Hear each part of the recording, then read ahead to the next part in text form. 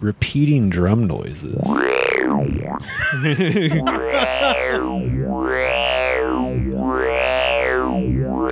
You can just do all sorts of things with it. It's a lot of fun. Yeah, dude. The Daft Punk. Yeah, dude, you can get real funky on this thing. It really does make every synthesizer noise you could possibly ask for. Oh, man, yeah. Whoa. See, I told you this would brighten up this episode. I mean, we're going to have to talk about it at some point, but this could make it fun. Yeah, the cops pushed over a man with a cane in the streets. Wow. Well, I was really upset until I heard that sound. Yeah, I know, It really eased me out of the fury that cop pushing the old man did. We might need to get a new theme song just because I don't know if this is about Corona anymore. You know what? I was just thinking, man. I was like, how quickly shit can change. Like, we recorded the last one of these on Thursday. And then, like, that night was the fire night. Fuck, dude. And now that seems like a million lifetimes ago. It really does. Like, all day today, it's just been helicopters and sirens and fucking, like, big-ass, like, fireworks going off. Like, It's been insane, and I haven't even really left the house. Yesterday, there's a bunch of fireworks going off right before curfew hit. And I think these guys were doing it on purpose. They're like, oh, you going to curfew us? Well, until then, we're launching artillery shells in the street. Man, dude, those were like lung shakers, Like, oh, dude, I'm right on the corner, so the whole building's shaking over there. Yeah, I was just like laying in my bed, and those things would go off like, ugh, fuck. Yeah. Car alarms going off. Oh, my Lord. People not turning off their car alarms. Yeah. Then I think they were waiting until the car alarms went off and then doing it again. Yeah, just to set them all off again. Yeah, I like to start off with the show with something funny or at least sort of positive. And the one thing that's why we have the synthesizer. That's why we got the synthesizer. Well, the one thing I guess I could say to start us off that is good. Shout out to my friend Jermaine Johnson in Birmingham. He is a comedian. He goes by Funny Mane. Oh yeah, and Funny Mane is a really good dude. I mean, Carter and I have both performed with him a bunch. Carter's out again today, by the way. Yeah, bad news about Carter. Yeah, he's still stuck in West Hollywood. Ooh. Doesn't want to venture back over this way. National Guard has quarantined him from society. He's been pinned down at his girlfriend's house. Yeah, man. And Jermaine is it's just always been a really, really good dude. He kind of made his name online doing these things called Bama Fan Reacts, where he would do these funny kind of rants at the end of every Bama game. Oh, yeah. So I find his views on college football detestable, obviously. But other than that, great guy. And a couple days ago, he gave a speech to a bunch of Black Lives Matter protesters in Birmingham. And I'm just going to play the speech right now. So they're telling me, to say something, but it's so much that I can't say. So let me tell y'all what I can't say. I'll give y'all a little history about the city of Birmingham that I love. Birmingham was founded 1871. That's 6 years. 6 years after the Civil War ended. For some reason, this land that was once known as Islington or Frogland, it served no purpose in the Civil War.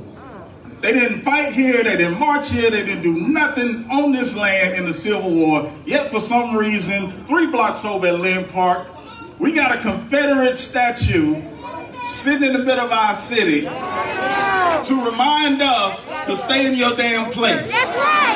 So this is what I'm not gonna say. We got a lot of cities around the country, they tearing down Target, they tearing down their city hall.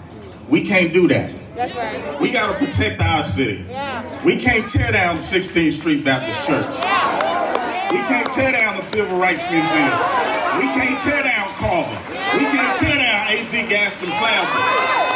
But what I'm not telling you to do is walk the Lynn Park. I'm not telling you to walk the Lynn Park after this rally.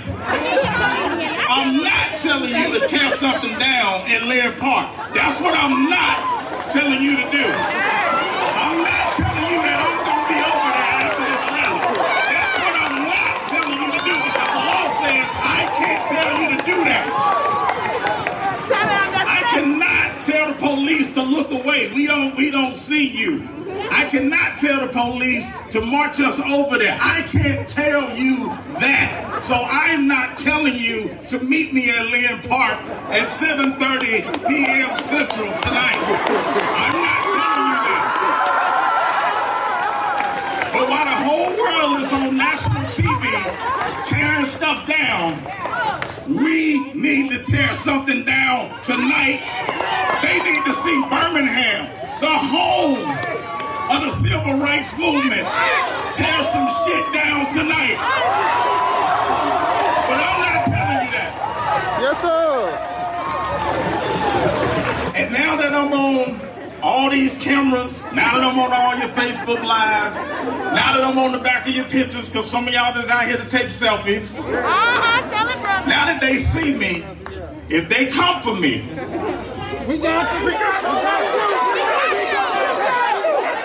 don't hashtag me. Don't hashtag me. Because I love the Second Amendment too. And if they come for me, you tell them Jermaine Johnson said, kiss my ass. Yes, sir. And I'll be damned. Protesters went to that park. They didn't get it down on night one.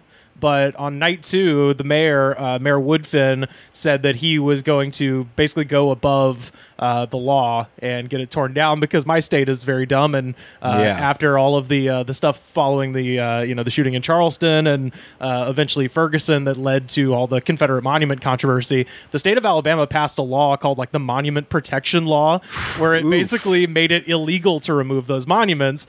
And everybody, when it happened, was just like, man, fuck you, this is bullshit, obviously. But then somebody read the fine print on that, and it turns out that the only penalty for it is a fine of $25,000. Yeah, that was not it. bad. So the mayor was like, "Yeah, we'll eat that." So last night they took it down, and it's gone. Yeah. If they even get fined for it. Yeah. If they do, shout out to Funny Man and everybody in Birmingham. That is really, really cool, really positive. Yeah. As he pointed out in the speech, Birmingham was founded 7 years after the Civil War.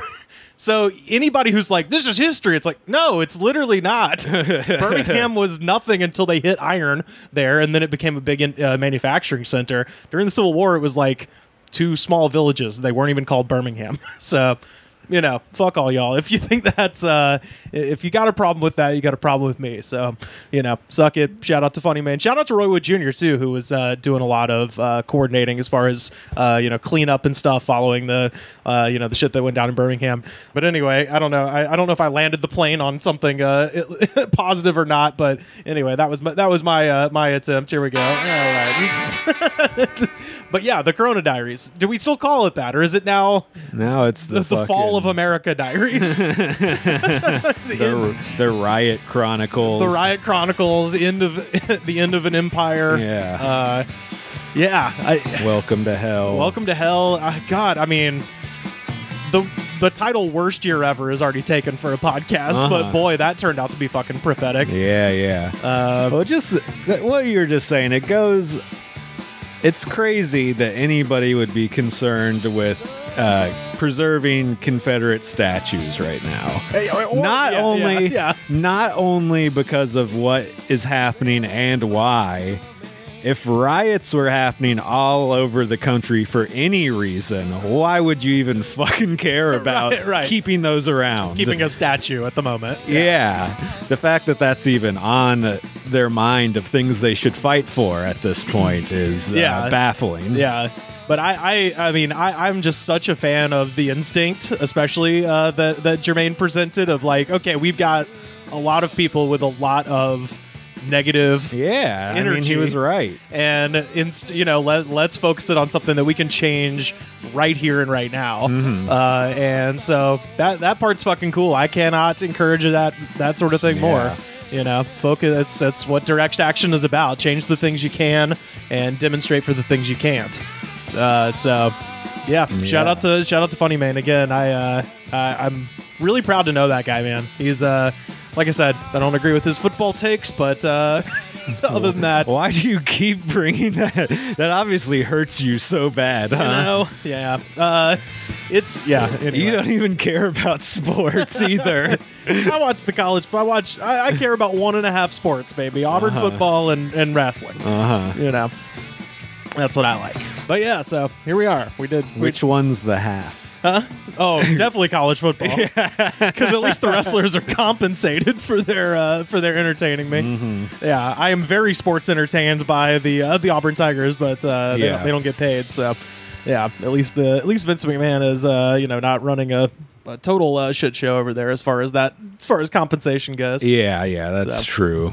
What's been happening with you? Anything in your personal life? No, well, we mentioned it right before we started rolling. I did want to mention my Citizen app went off about... you had to wait for that? Well, no, so... My house fucking filled up with a terrible smell. Oh, really? Yeah, of like plastic fucking rubber burning. Dude, this was the exact sequence of events. My Citizen app goes off. I reach over to the bedside table to look at my phone. It says... brush fire at Vermont and the 101, and there was no time in between the beats at all. It was like 1 second I read it, I went, I don't smell any, and the second I had that thought, like the smoke smell just filled the room, and I was like, oh, there it is. Yeah. So I mean, I smelled it. And then I looked outside and the whole street was fucking smoked out. Oh, no. And then I was like, okay, I guess the fire alarm's about to go off. Like it frequently does in situations like this. Yeah. And it thankfully didn't. Okay, well, that's good that you weren't. If it was a real emergency, that it won't go off, so we know that. Well, I didn't mean that because it was like outside the building. But last time there was a fire outside the building where the smoke got real big at night. The whole building smoke alarms went off. Yeah, that's right. a little bit like that. Oh, I can actually tie this directly into something I wanted to talk about, which is, did you see the David Guetta video? Oh, yeah, that's embarrassing. It's, I had to make sure it wasn't Tim Westwood after I watched it because it was so bad. This is EDM, what do you call them? DJs? Yeah, EDM DJ. DJ. He's got 2 turntables. Yeah.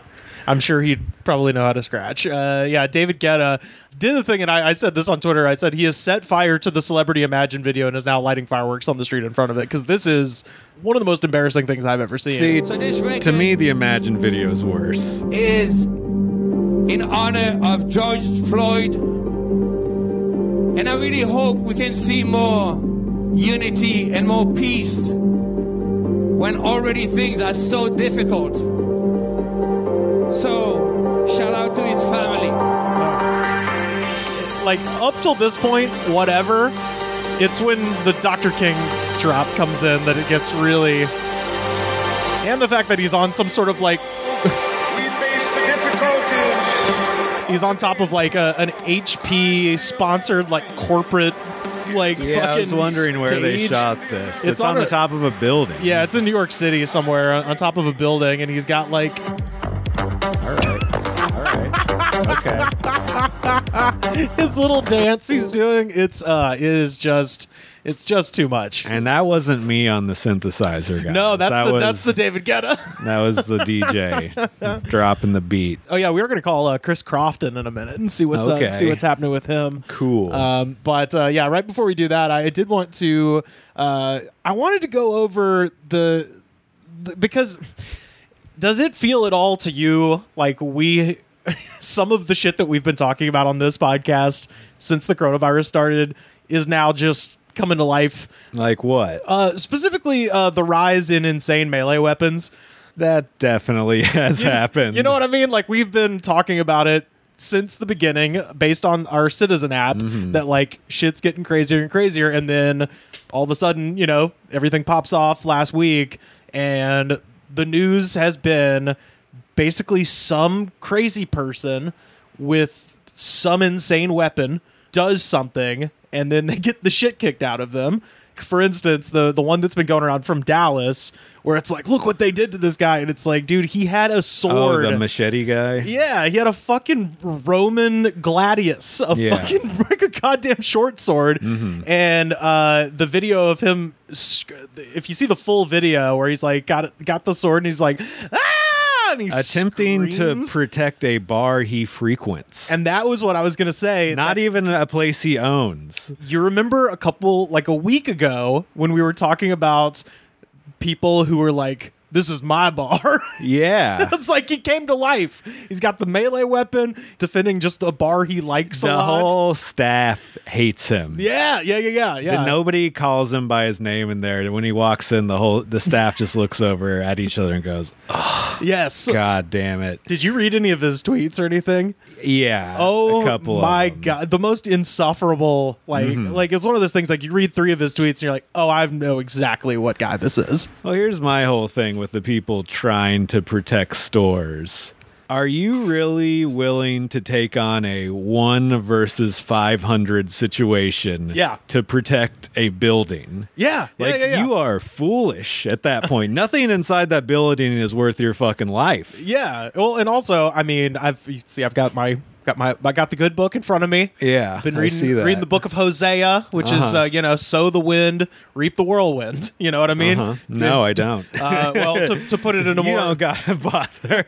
Well, to put it in a more popular terms, don't start no shit, won't be no shit. Oh yeah, I know that. Don't pull the thing out unless you plan to bang. Yeah. Which it was my advice that I give to all of these fucking people is like, yeah, what did you think was going to happen, you fucking dildo? Yeah. Like, you know, you run screaming at a crowd with a sword.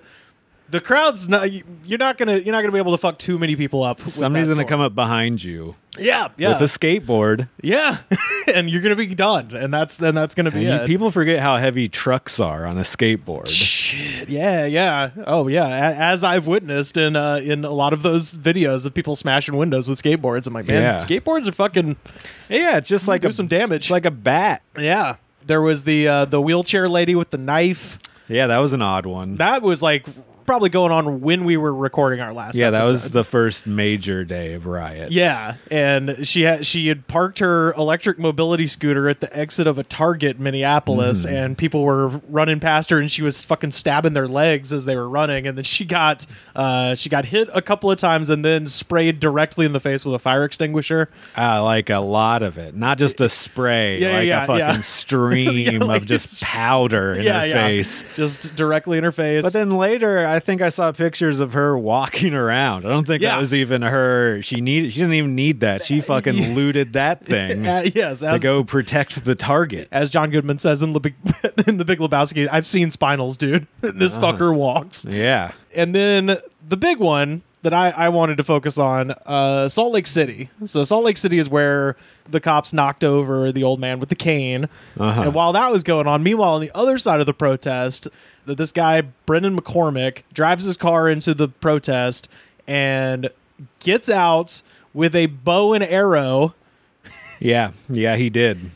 Again, don't pull the thing out unless you plan to bang. Like, if you are not willing to get the shit kicked out of you, don't pull out a bow and arrow and scream all lives matter. What did you think was going to happen? And he pulled that thing out and he pointed it around in a lot of different directions before even attempting to fire it. Yeah. Which, that's gun safety 101, which I assume transfers over to bow safety 101. Yeah, I think so, yeah. Don't point your thing at anything you don't intend to shoot. To shoot, yes, exactly. And he did that. And exactly. He paid dearly. Yeah, he got his face fucking split open.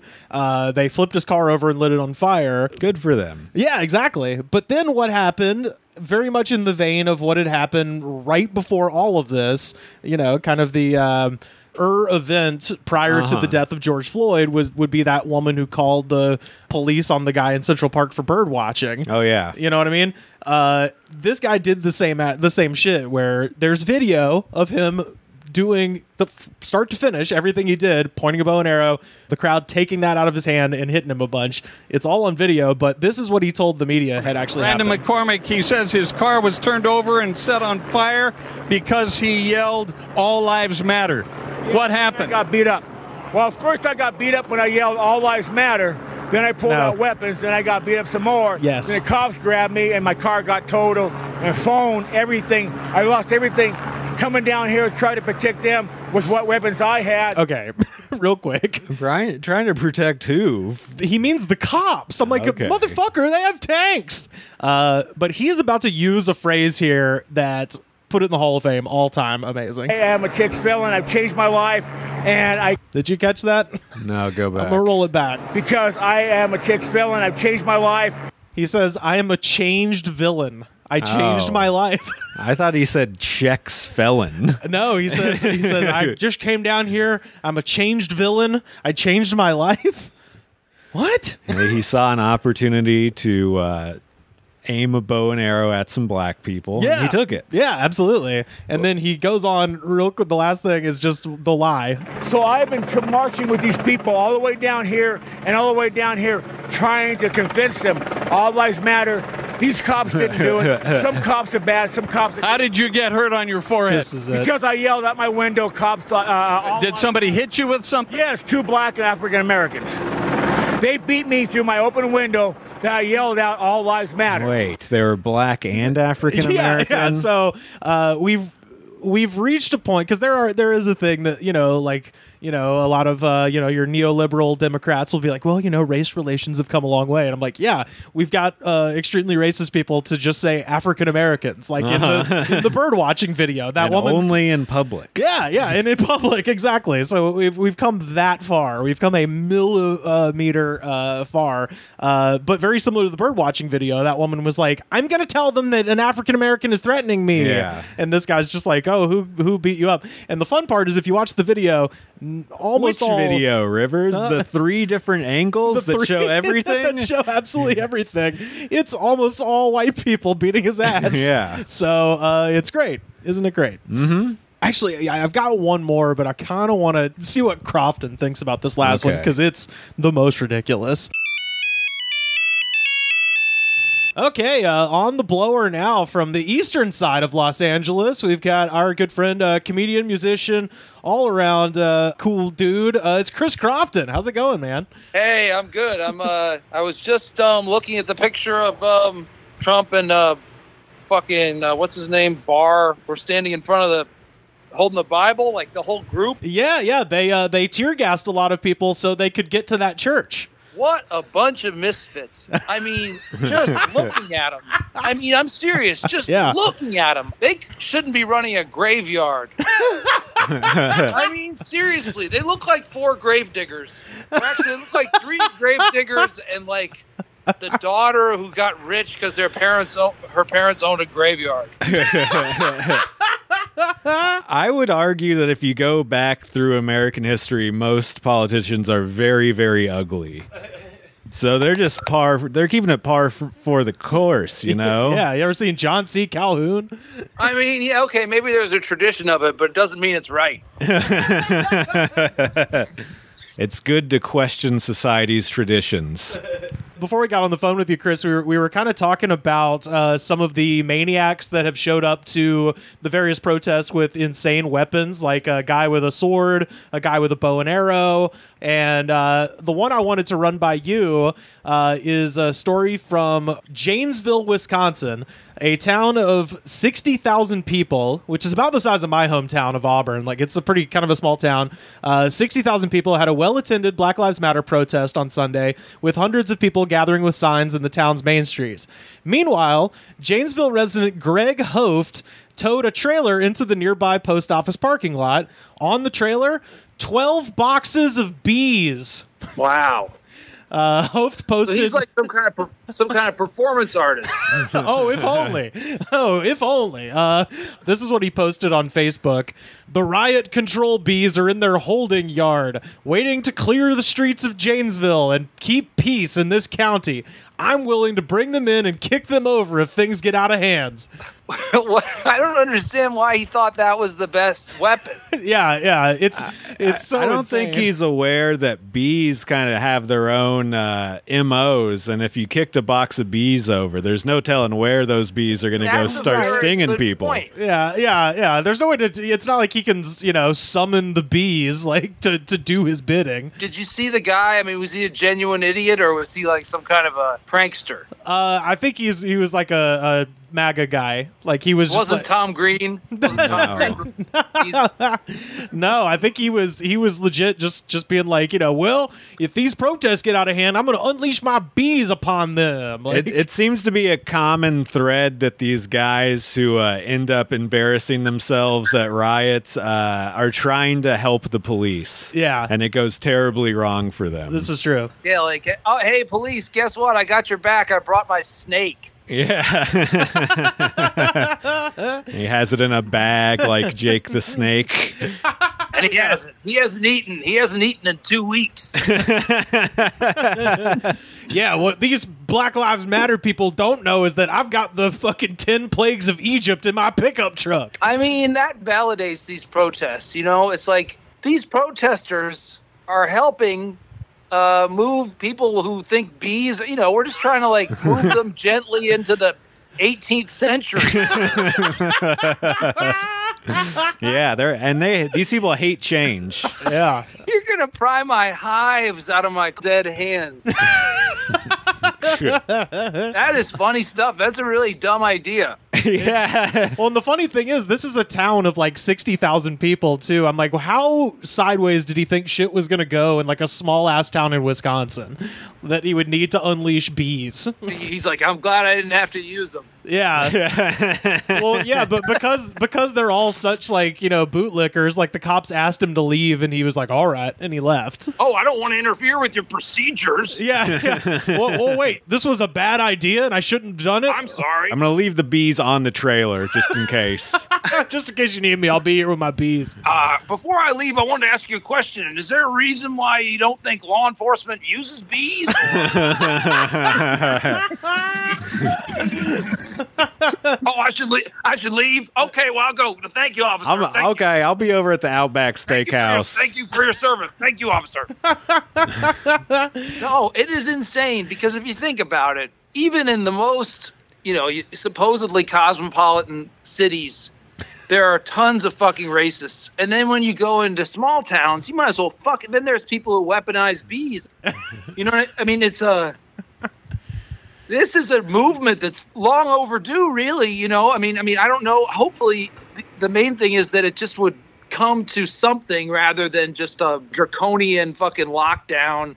So it is a pretty great moment, and it's also a very upsetting moment because, seeing Trump in the middle of it is just so disheartening. I mean, it's like, trying to teach a monkey to shave or something. Well, I don't know what you... Well, to go to the Trump thing real quick about, you mentioned him walking to the church. I watched that, that update, and it was so weird because basically he gave this speech where he was like, if we need to, we will call out the military and make these pussy governors do their job, which was essentially the message.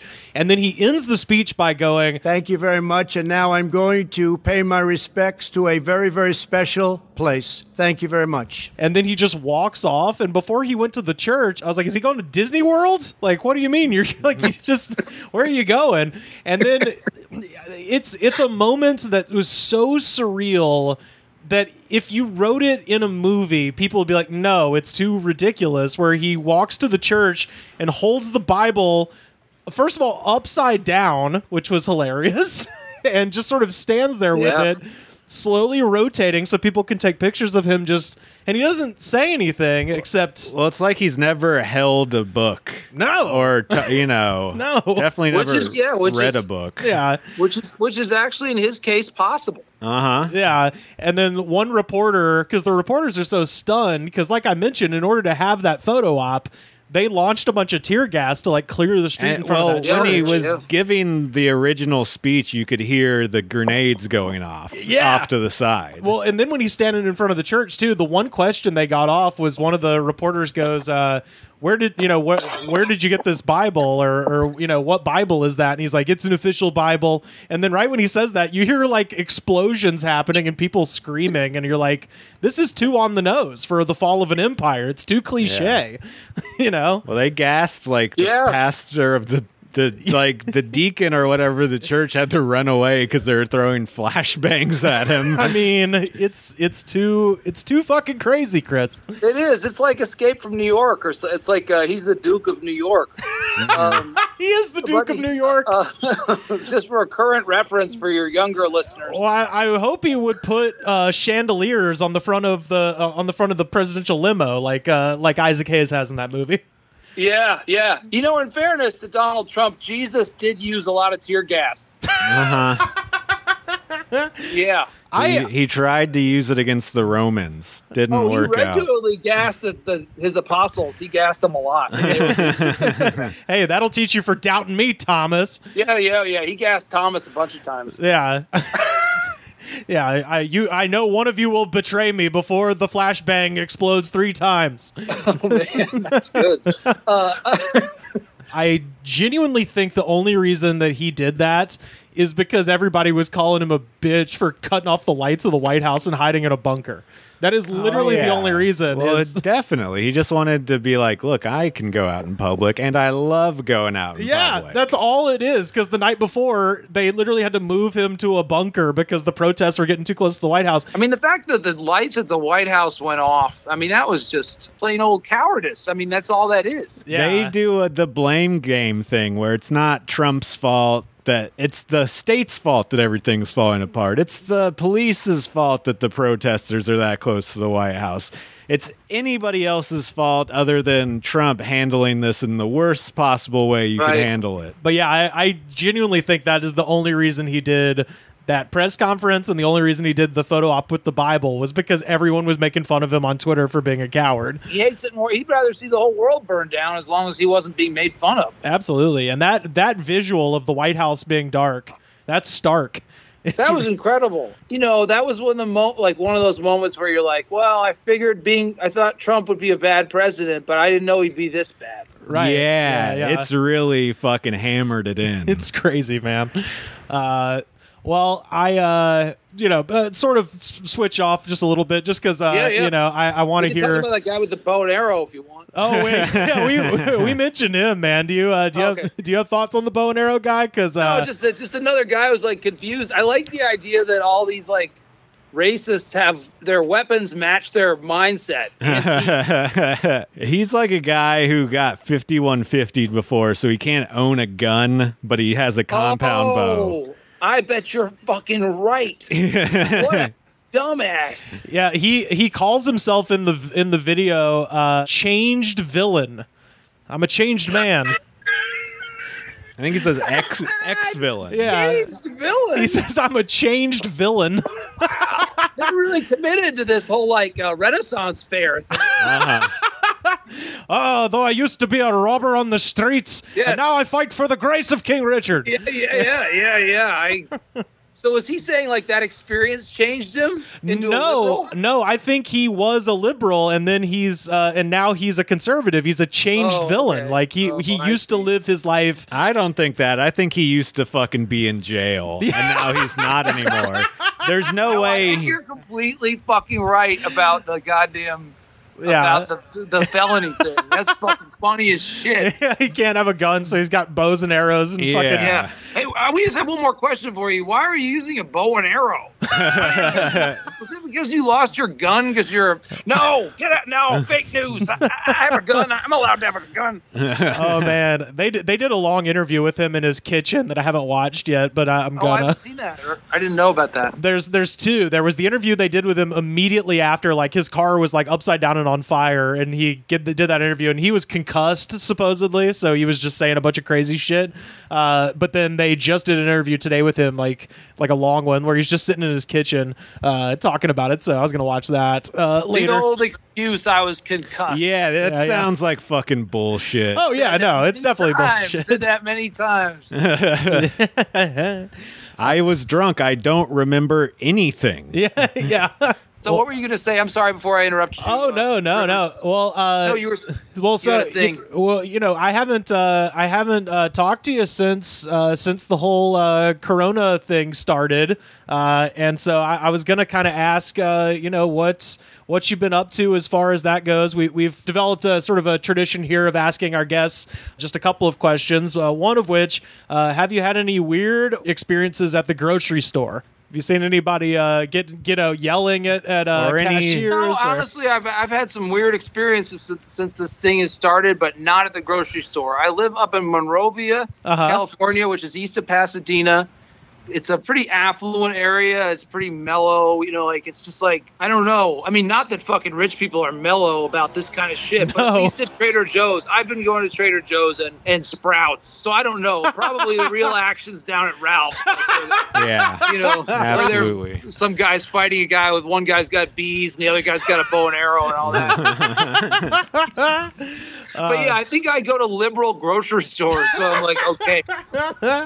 Yeah. But I got some stories. I mean, yeah, hit me, man. A number of bears, like a lot. I've seen 2 bears, but I saw 1 bear real up close. Speaking of bears, I mean, I was hiking. I've been hiking every day. Yeah. That's what's been helping me. Luckily, there was this one fire road that was open all through, even the times when the trails were closed. Yeah. Mm-hmm. It's about an hour-long hike, and I see deer like every day. Yeah. I've seen a gray fox, which I thought was a coyote with some kind of disease, but it turned out to be a gray fox. Uh-huh. And I was walking down the street right at the base of the San Gabriel Mountains, and I turn a corner, and this is why I ended up so close to the bear. I turned a corner, and a bear was standing on a wall 5 feet from me. I mean, shit. We were facing each other, and I was so close to him that the first thought I had was that it was a statue of a buffalo. Holy fuck. 3 things crossed my mind. Statue of buffalo, I want to pat. Yeah. And then step back, and they all happen real fast. So I step back. How tall was this thing? Well, he was on all fours, or she was on 4. It was but I was a big bear. It was 300, 400 pounds or something. Black bear, I assume. It was a black bear, but they're kind of brown because I guess their fur gets bleached or whatever. Yeah. Summertime, they get a thinner, lighter coat. Yeah, so it's a very cute animal, and I really did. The first thing you think when you're seeing it is you want to touch it. Yeah. I mean, it just crosses your mind because you're like, that is a cute fucking animal. Yeah, absolutely. I mean, they look like they're beautifully put together, those animals. Yeah, they're God's perfect killing machines. They're great. Those ears and everything, they're very cute. And they're slowish looking, so you just feel like you might be able to you want to rub their belly. It's the first thing you want to do. You just got to do it really quick. Yeah, so I backed up, and he walked down the street. Then the next night, I was coming down, and I saw a neighbor up there, and I said, hey, I saw a bear up here. And they were like, well, they come down on trash day. They come down on Thursdays and Fridays. Because they know when trash day is. And I was like, oh, okay, well, it's not Thursday or Friday, though. And then the next day, it's the same day I was talking to this lady. She was like, oh, well, there's a bear down there. She's like, points. She's like about 100 feet down that way right now. And he walked right down the middle of the street, got on people's lawns, stood on his hind legs, checking out fruit hanging off trees. Oh, shit. It was amazing. It was so great. And another guy said he saw a group of 3 bears. Wow. So I was like, what the fuck is going on? And I think the guy was right. He said it'd been so long since they'd smelled barbecues and stuff. It was Memorial Day weekend. Yeah. And they just all of a sudden smelled fucking meat everywhere. Yeah. And they just came out because people have been not doing much socially. Yeah, that makes sense. Well, I was wondering because, if they've got the trails closed and stuff, the bears have probably had free reign up there. Just kind of, also that I'm sure they're just like, there's not as many cars. I mean, the deer are crazy up here. There's a deer running down the middle of the street the other day, not even up near the hills. I just walked out and there was a deer running on the street like it was a car. It was going 20 miles an hour, and it just sort of went by me. I've been going down to Santa Monica late at night to walk, and I was there last week, and I just saw a big-ass desert rabbit, one of those big fucking rabbits you'd see in the desert, just fucking running down the Palisades Park in Santa Monica, downtown Santa Monica. Yeah, we're living through some shit right now. I mean, really, I mean, I'm 51 years old, and my life up until now has been, I mean, for the most part, except for 9/11, mostly I was able to, like, be worried about my own problems almost all the time. Yeah. You know, and just be mad I wasn't famous, or mad I didn't have a girlfriend, or mad about whatever white guys from Connecticut are mad about. And I'm grateful. This is for your audience, and this is not an endorsement of being sober, but for me, I'm very grateful I'm sober right now. And I also wanted to say I'm so sad to hear about Richard Bain, because I really feel like he reminded me of me at that age. And I feel like being in a pandemic like this and having any kind of substance abuse issues has just got to be really lonely, because the sort of thing that normalizes substance abuse is doing the shows, doing the comedy shows, and being around people, and you feel like that justifies it. But when you're stuck at home and you just are in a crisis, I just remember when 9/11 happened, I was an alcoholic, you know, and it was very upsetting to me, because I was just like, oh fuck, like without doing my rock show I do every month, and I'm just a fucking loser. You know what I mean? It was like, you know what I mean? It was like, it's dark stuff. So everybody call friends. I just like to, you know, say that. And going for a walk, you know, has been helpful. Seeing animals has been helpful. Yeah. I mean, honestly, it sounds dumb, but I get a big kick out of all of a sudden I'm a goddamn, you know, nature walker. I never was, you know? Yeah. Well, I was going to ask the other thing we've been asking people, have you had any weird stuff with your neighbors? I think I'm the weird neighbor. Oh, okay. I think if you interviewed my neighbors, they'd be like, yeah, that guy won't stop watching. I hear the 1978 Daytona 500 coming out of the windows of his... I hear the audio... Apparently, he's watching whole Daytona 500s from the 70s and 80s all night long, and I hear him keep saying swearing and stuff. So I think I'm the neighborhood, like, I'm the one that they would be talking about. I'm just going to say everybody around me seems pretty normal. They're acting normal. Okay, all right. Maybe that's good. That's good. Maybe shit's different in Monrovia, you know. Monrovia is so fucking leafy, and at least this part especially is like, I'm on like a very rich block. And I'm in this back house, so I'm even more isolated. But I am, like, I think the neighbors, like, if they observed me, they would probably say, that man is very lonely. My neighbors, I don't know, there's a Republican next door. You know, he's had signs out, I guess, that say, like, you know, open up, and when are we going to open up and everything. And I think these people just get deeper into lawn care. I mean, until someone when you're dealing with a wealthy, protected suburb, these people are just like doing more intense home improvement. Yeah. I mean, and then if someone comes and gets them, that's the only way they're going to register really any of this stuff. Yeah. The fact that when this is over, if this has whatever a favorable outcome would look like out of this, that there's still this fucking virus going on. Right. It's so crazy. And people, I mean, everyone forgot this weekend. Yeah, we're rushing to open back up. Every other people who would take it seriously are now in the streets together. Yeah, fucking protesting and stuff. Yeah. It's wild out there, man. Yeah, man. Oh, skunks. That's the other thing. I was on that trail. Sometimes I go hiking later in the evening, and that's probably a mistake because that's skunk time. Skunk 30. I'm up on top of the hill I hike up, which is like a little teeny mountain or whatever, and there's like deer trails, and I like to sometimes I'll go down the deer trail, like you can see a little path that the deer take, you know, and because you can get a better view. Yeah. So I was walking down the deer trail at like 7:30 or 8 o'clock, and there was something furry in a bush moving, and I thought, "Oh, honey, what are you?" I was like, "Oh, what are you, honey?" And I like stuck my face in the fucking bush, like I was gonna see a house cat, but it was a fucking skunk that was just about ready to fucking. The veins were popping out of his fucking flavor sacks or whatever the fuck. He was about ready to fucking, I think they get real tired afterwards, so they're kind of careful. They're like, listen, I made up. I have no idea. I think they have to take a 6-hour nap after they spray somebody. I'm not sure. He was on his way to a party, so he didn't want to spray me because he knew how tired he gets after that.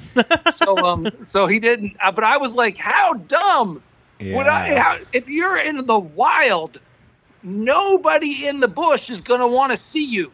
Just a note. I was just like, what the fuck did I think was going to be in there that I was going to see that would be happy to see me, and that I would be like, I thought I was going to pet something. You thought the same thing with the bear. Yeah, I was going to say.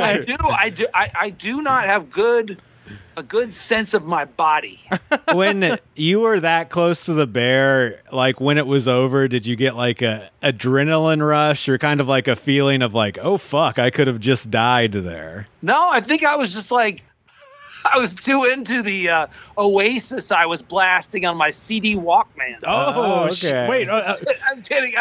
I was about to say, man, that would be badass, dude.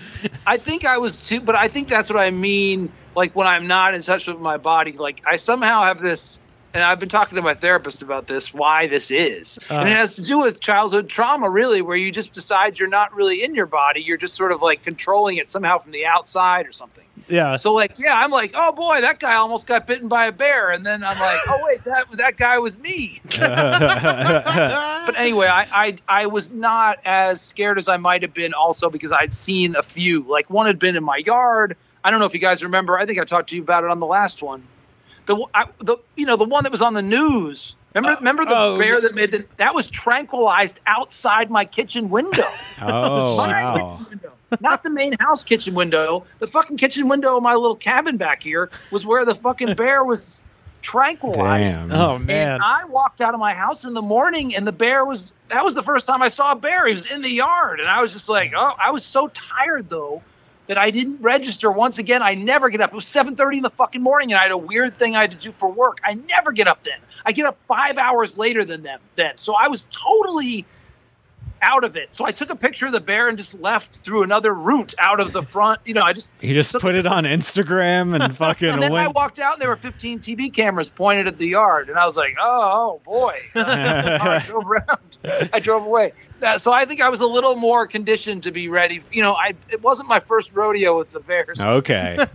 That makes sense. Yeah. And also, a park ranger told me that they will not fuck with you unless you fuck with them. Well, with a black bear, the instruction is to make yourself big, and with a brown bear is to make yourself dead. That's what they say. Really? Yeah. So when they tell you to like play dead around a bear, do that with a brown bear. But with a black bear, you can actually just make yourself large, extend your arms up, get on your tippy toes, and make a lot of noise. Pull out my selfie stick. Yeah, get your selfie stick. Unless if it's a mother with cubs, then you're fucked. Play dead. But if it's just a solo bear, you can just make yourself big and scream a lot. This and it'll move. This is a funny bit, actually. Imagine a comedy video where a person thinks they're supposed to play dead in front of different animals, and then every time it happens, they just get eaten because it's the wrong animal. Oh man. Well, Chris, yeah, man, thank you so much for calling in. It's really good to talk to you, dude. I love you guys, and it was great hanging out with you. And tell people where they can find your various online goings on. At the Crofton Show on Twitter. I usually do a thing called Poetry Window on there every day for like an hour. I'll write poems if people throw me topics. That's at the Crofton Show on Twitter, and then on Instagram at Chris_Crofton. And I have a advice column called The Advice King, and I have a record called Hello It's Me that you can a music record that you can listen to on Spotify and whatever else. Also, you can order a poem from me by Venmoing me at Poetry Mailbox, and for $10. Actually, no, I'm going to change the price on this podcast because I've got too many orders. $20. Okay. Poetry Mailbox. You send me the topic of the poem, and I'll handwrite it for you, and it's on stationery that says "From the Desk of Chris Crofton" and stuff. And this is a big hit. It's too big a hit. Poetry Mailbox. I'm not fucking kidding. I was going to tell you, man. Since the last time we've had you on, I actually have had some time to listen to your record and spend some time with it. It is so fucking good, dude. Thank you so much. Thank you so much. It meant the world to me that it was well received, and it also meant the world to me that I was sober and I made a record that had one kind of song on it instead of a metal song and a ballad and a fucking... it's the first time when I got sober, all the people who ever tried to help me when I was drunk were like, stop putting all these crazy songs and all different styles on one record. And I was like, no, they need to learn. And what do they need to learn? I was like, I don't know. Man, that's a t-shirt, dude. Who is they and what do they need to learn? I am not kidding, you guys. I 100% was very stubborn about that. I'm like, no, they need to find out the value of metal and country on the same record, back to back. And I finally got sober, and I was like, I'll make a record where all the songs sound sort of vaguely similar, at least style-wise. And that was all it took, and then I had a life. Man, it is such a beautiful record. So I highly recommend everybody checking it out. I've put UFO Hunters on pretty much every playlist I've made since this thing started. So glad. Yeah, it's a really, really good thing. Thank you so much. I'm very proud. Everybody should have a breakup at age. Everyone go through a breakup when they finally get sober at age 42, and then I don't know.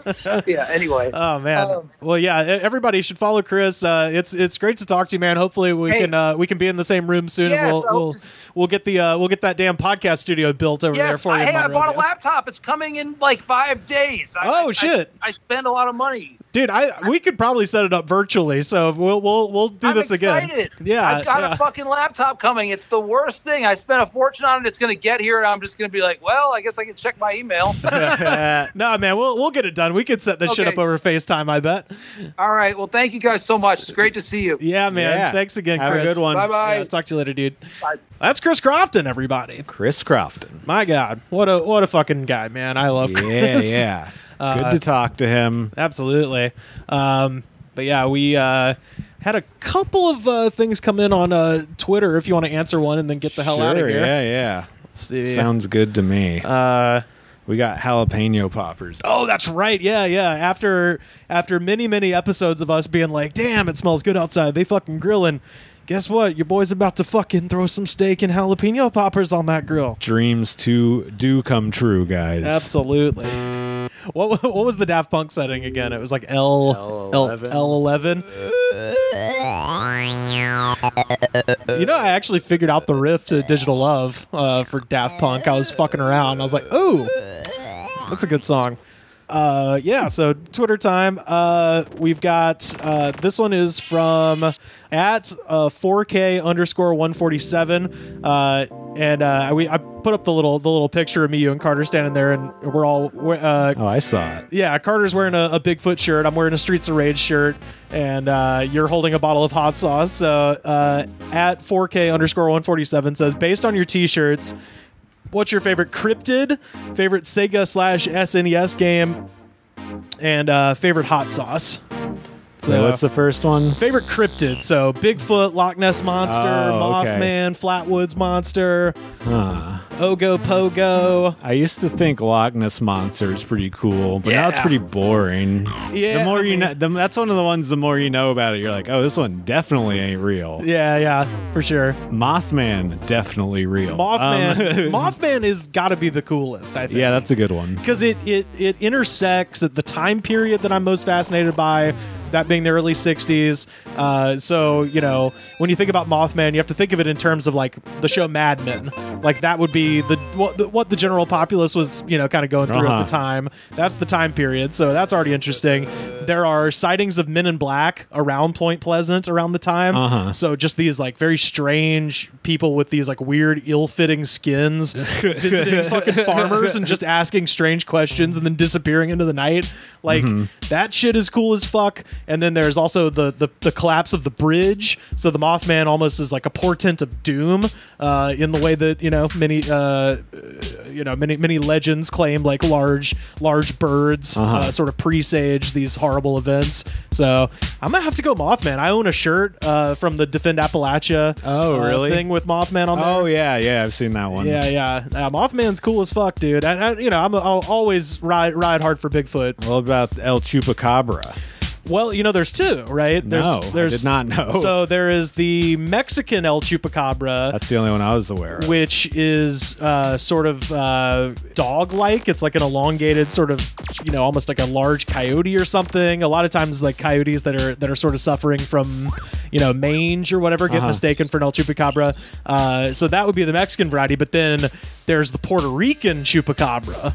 That is the one that has the giant eyes and it's more lizard-like. It looks like a fucking alien and it's got the gnarly-ass teeth and shit. man, Puerto Rican chupacabra is dope. Sounds like it. Yeah. So, what else is there? We've done a lot of cryptid episodes. We talked about Mkele-Mbembe, which is the dinosaur of the Congo. Explorers into the Congo said that they've encountered a long neck, Apatosaurus, Brachiosaurus type dinosaur that the locals call Mkele-Mbembe. So that's pretty cool. But yeah, I mean, I got to go as far as American cryptids go. Got to go with my boys, Mothman and Bigfoot. Bigfoot, you can't fuck with Bigfoot. It's hard to. It's always cool. It's always cool to think about what Bigfoot's up to at any given time. You know.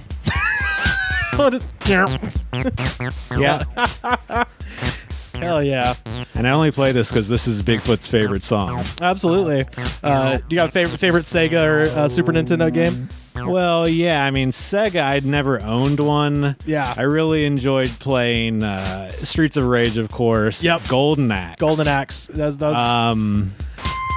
yeah. Those was... what else? I'm wearing a Streets of Rage shirt in the picture. That's what he's referencing. Oh, so yeah. Obviously, I love Streets of Rage. I like Golden Axe. My favorite game as a kid, though, that I played a million times, Zombies Ate My Neighbors. Oh, yeah. I had the Super Nintendo one. It's on both platforms. Yeah, they're slightly different, I think. Yeah. I don't know. Yeah. I loved Sonics. Yeah, of course, Sonics. the Sonics. Rocket Knight Adventure. Oh, yeah. Where you're like a possum. With you're a Rocket Knight. Yeah. Whatever that means. I got that one on sale at KB Toys. Ooh, I love that store. Yeah, I think I got that one and Zombies Ate My Neighbors at the same time. They were both like on sale, but they were like $5 each or something, and I got them. And then I was like, oh, these are like great games. Zombies Ate My Neighbors was such an underrated great game. Yeah. It wasn't popular at the time, but now it's known as like a fucking fantastic game. Well, it was LucasArts. And LucasArts, they didn't fuck around at that, especially at that time period. Yeah, they were actually a good game company. They made lots of great games. And then favorite hot sauce, as I talked about, man, Texas Pete on everything. Texas Pete's great. I love Crystal.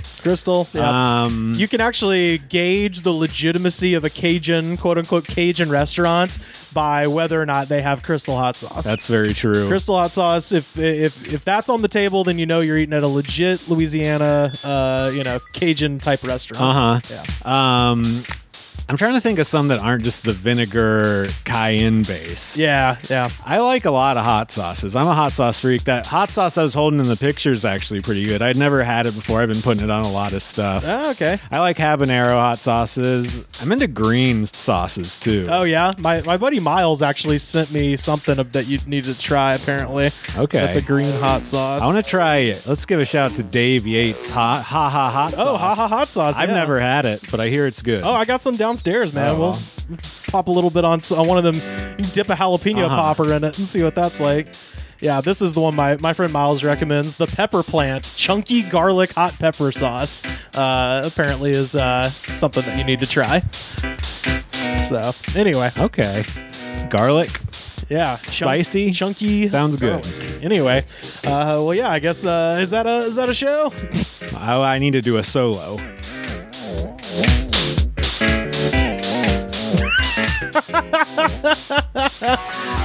There it is. That's a fucking Streets of Rage sound right there. Ooh. You want to go on? Yeah. Let me get it, Rivers. Let me get that a fucking. Yeah, dude. That's so like 16-bit fucking metal guitar.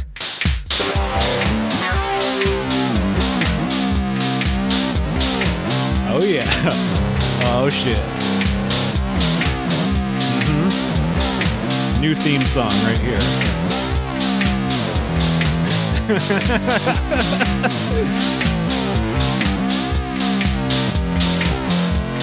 Oh, you make a chord. Oh, yeah. You make a chord. Yeah, you can. Because this little screen will show you what exactly you're pressing.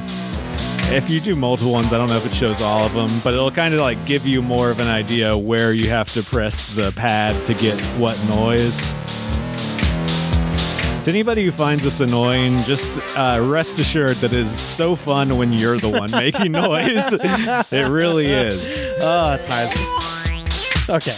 I have to stop. It's fun. It's too much fun. I'm having too much fun. Find me on Twitter and Instagram at Rivers Langley. I'm at Slam Harder. And of course, find us on find the show on Twitter at The Goods Pod, and join the Patreon. Follow Patreon.com. #Pray for Carter. Yeah. /The Goods Pod, and do all that, and we'll see you tomorrow. Yeah.